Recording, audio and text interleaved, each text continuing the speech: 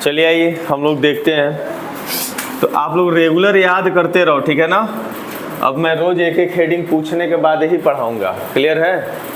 ताकि कम से कम एक दिन में अगर एक हेडिंग भी याद करोगे ना बच्चा, तो 30 दिन, एक महीने में 30 दिन होता है, 30 दिन में 30 हेडिंग याद होता है ना।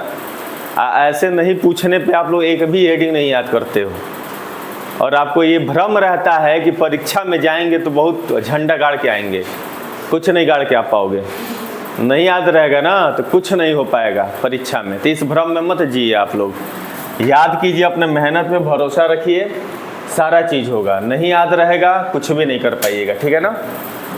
तो चलिए देखिए बच्चा लोग, हम लोग जो है कल एक टॉपिक स्टार्ट किए थे, समास। क्या स्टार्ट किए थे?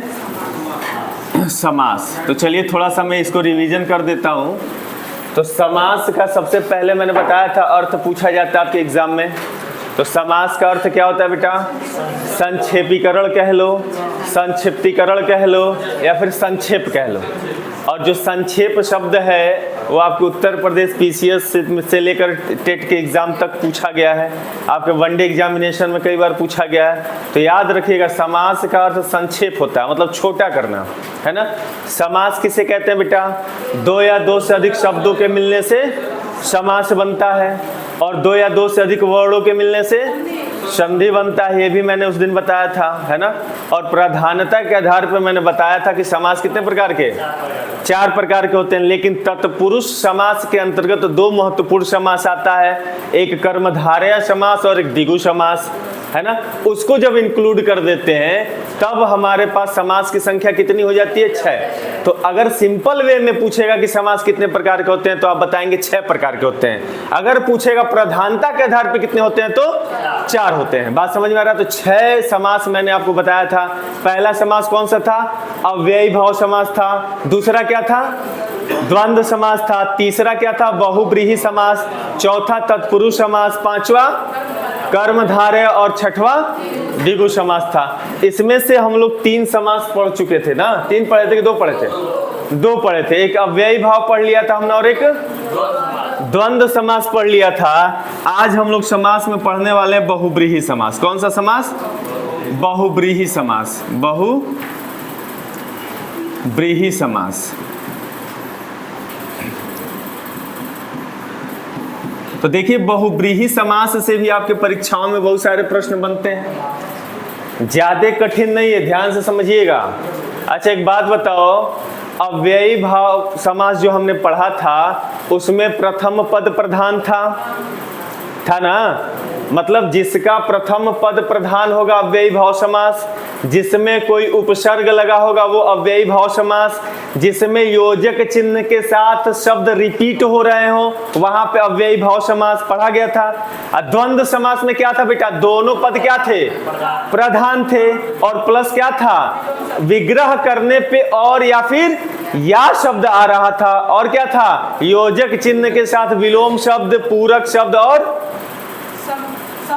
सहचर शब्द आते थे, तब वहां पे हमारा द्वंद्व समास होता था। लेकिन जब हम बहुब्रीहि समास पढ़ते हैं बच्चा, तो आप याद रखिएगा इसमें क्या होता है, इसमें कहता है कि इसमें दोनों पद अप्रधान होते हैं, मतलब दोनों पद गौण होते हैं।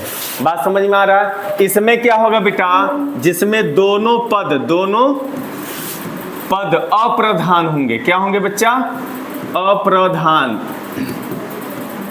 होते हैं, वे हमारे क्या कहलाते हैं?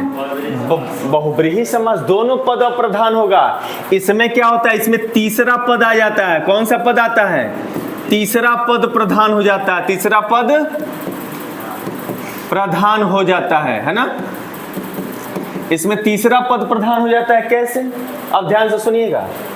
कह रहा बच्चा, आपके परीक्षा में ये लाइन दे के पूछा जा चुका है ना। या फिर गौण शब्द आएगा। क्या शब्द आएगा? गौण। पूछेगा कि निम्नलिखित समासों में से किस समास के दोनों पद अप्रधान होते हैं या दोनों पद गौण होते हैं? तो आप किस पे मार्क आएंगे? बहुब्रीहि समास। और इसमें प्रधान कौन होता है? तीसरा पद प्रधान होता है। मतलब इसमें 2 शब्द मिलते हैं, 2 पद मिलते हैं, लेकिन उसका तीसरा अर्थ निकल के आता है। जैसे अगर मैं एक एग्जाम्पल लिखूं बच्चा, जो आपके एग्जाम के लिए बहुत ज्यादा इंपॉर्टेंट है, उदाहरण पूछता है दशानन, क्या लिखूं? दशानन। तो जो दशानन शब्द है बच्चा, इसमें 10 है और आनंद, दशानन मतलब 10 और आनंद, मतलब इसका क्या निकल के आता है बच्चा? 10 आनंद है जिसके, या 10 है आनंद जिसके, ऐसे हो सकता है।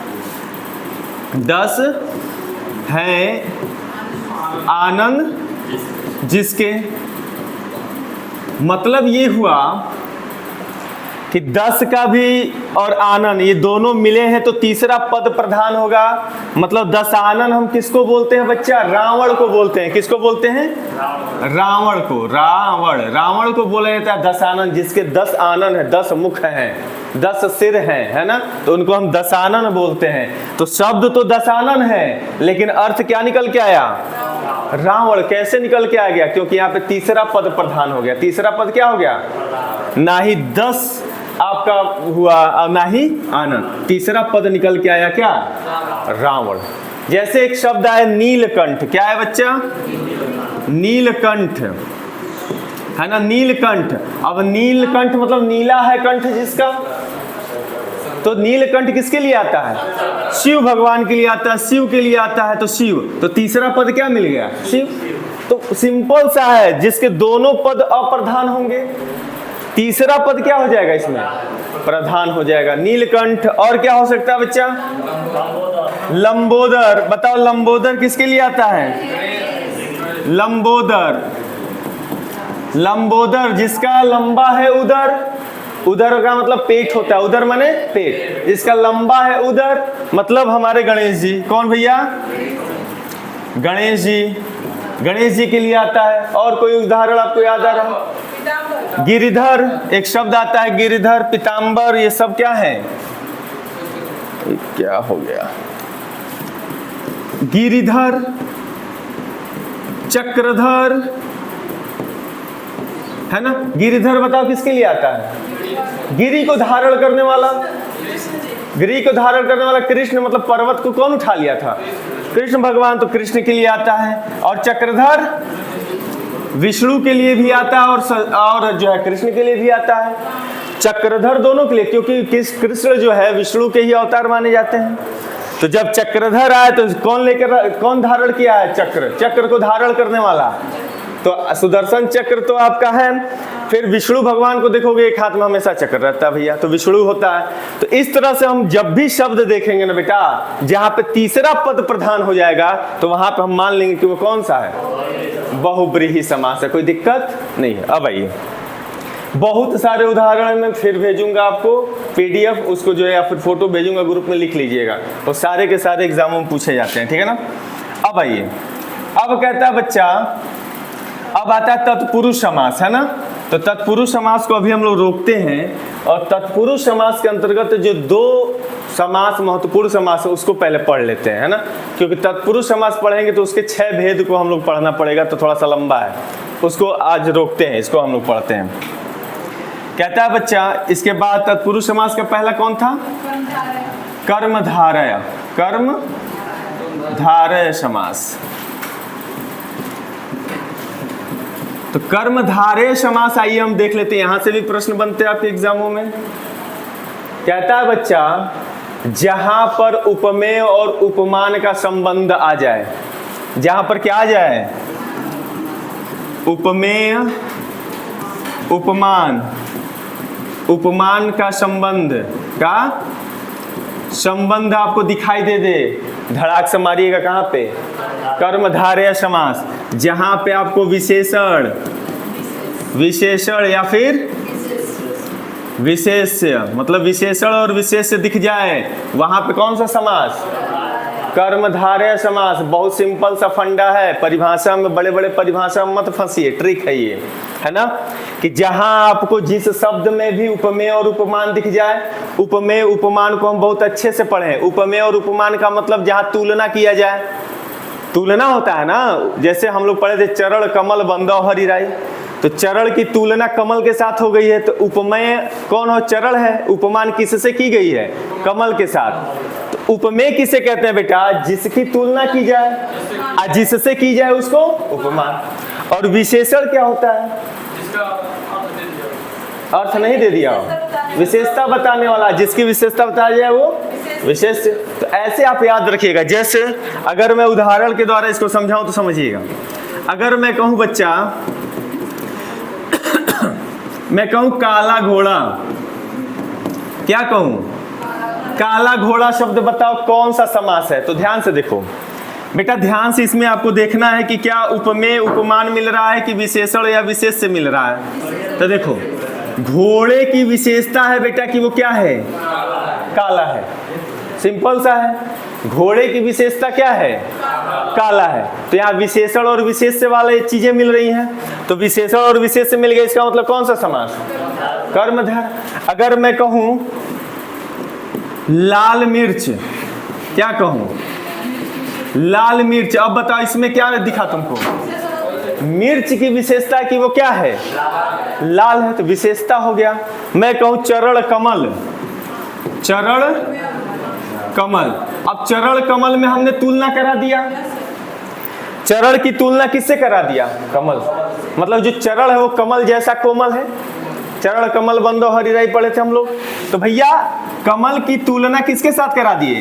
चरण के साथ। तो यहाँ पे उपमेय और उपमान आ गया। तो जहां पे उपमेय और उपमान हमें दिखाई दे वहां पे भी कौन सा? कर्मधारय समास होगा। बात समझ पा रहे हो?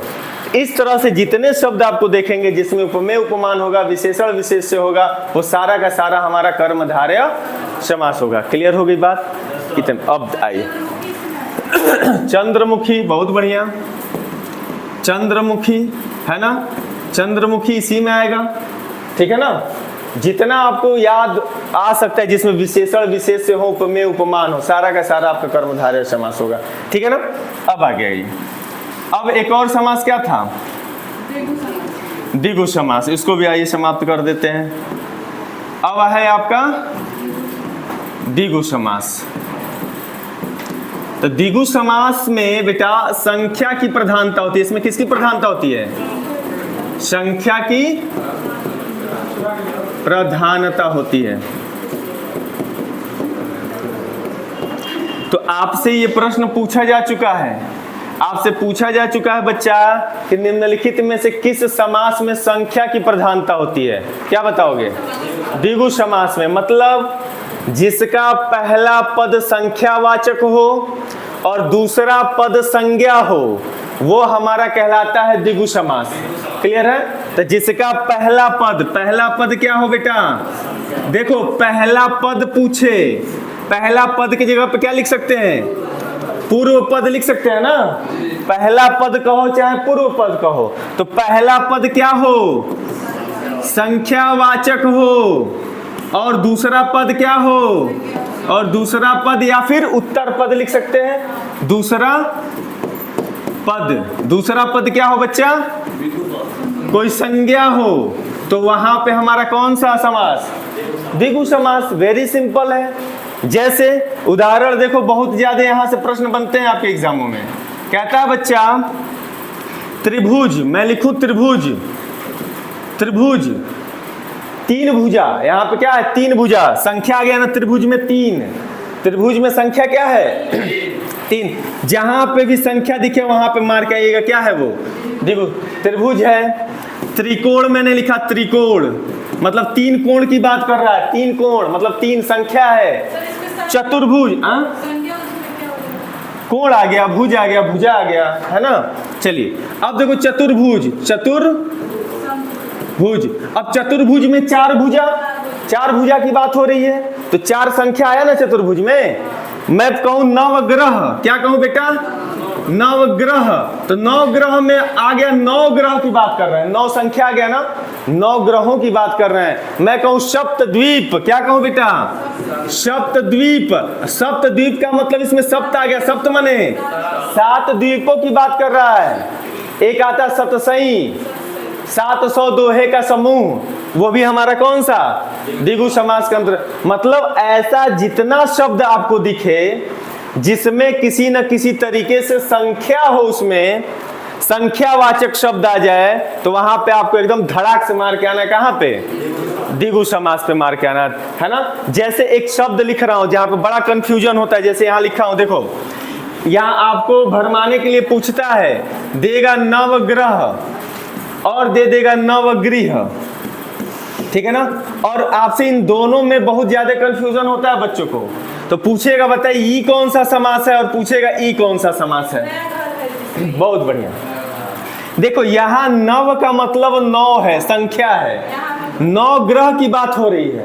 यहाँ पे नव का मतलब नया है, नया। गृह मतलब होता है घर, मतलब घर, नए घर की बात हो रही है। तो घर की विशेषता है कि वो नया है। आज यहाँ पे विशेषण और विशेष आ जाए, वहां पे कर्मधारय। तो यहाँ पे बड़ा कंफ्यूजन होता है, इन दोनों शब्दों पे ध्यान दीजिएगा। नवग्रह पूछेगा तो 9 ग्रहों की बात कर रहा है, संख्या आ गया तो संख्या आ गया तो द्विगु। और नवगृह, 9 का मतलब यहाँ नया घर की बात हो रहा है, तो यहाँ पे हमारा कर्मधारय समास हो जाएगा। बात समझ में आ रहा है। तो इस तरह से आप चीजों को याद रखेंगे। क्लियर है। तो चलिए 3 हमने पढ़ा ना समास। पहला क्या पढ़ा, बहुब्रीहि समास। तो बहुब्रीहि समास में दोनों पद क्या होते हैं बेटा, अप्रधान होते हैं। उसमें तीसरा पद क्या होता है, प्रधान होता है। जैसे दशानन, दशानन का क्या अर्थ निकल के आएगा, रावण। नीलकंठ का शिव भगवान, चक्रधर का विष्णु, लंबोदर का गणेश जी, है ना। इस तरह से जो आएंगे शब्द ये सारे के सारे हमारे बहुब्रीहि समास में आएंगे। और क्या था दूसरा समास क्या पढ़ाया हूं, कर्मधारय समास। तो जिसमें उपमेय और उपमान हो या विशेषण और विशेष्य हो, वहां पे कर्मधारय समास। जैसे काला घोड़ा, घोड़े की विशेषता है कि वो काला।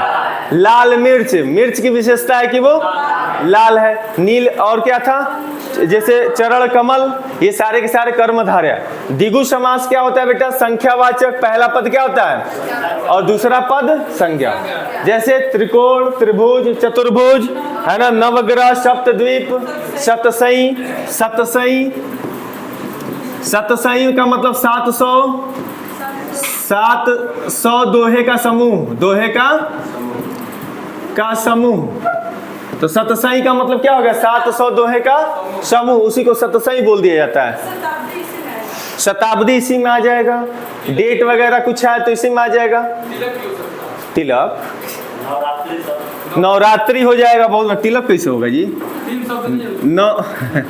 3 का है तिलक, तिलक में 3 कहाँ है। नवरात्रि होगा। देखो नवरात्रि का मतलब 9 रात की बात हो रही है, 9 रात, संख्या आ गया ना। तो चलिए एक बार क्या कीजिए, सबको लिख लीजिए, है ना। फिर उसके बाद आगे हम लोग बात करते हैं। तत्पुरुष समास को हम लोग कल पढ़ेंगे, क्योंकि उसमें 6 भेद पढ़ने हैं, है ना। उसके भी 6 पार्ट पढ़ेंगे और थोड़ा सा उसी में आपको समझना पड़ेगा अच्छे से। आइए थोड़ा सा आप लोग, अब चलिए सबका हो गया ना, चलो आ जाओ। अब थोड़ा सा मुझे पढ़ा दो तुम लोग। रेडी हो, सीधे हो जाओ, तो सीधे हो जाओ। चलो मैं यहाँ लिख रहा हूं,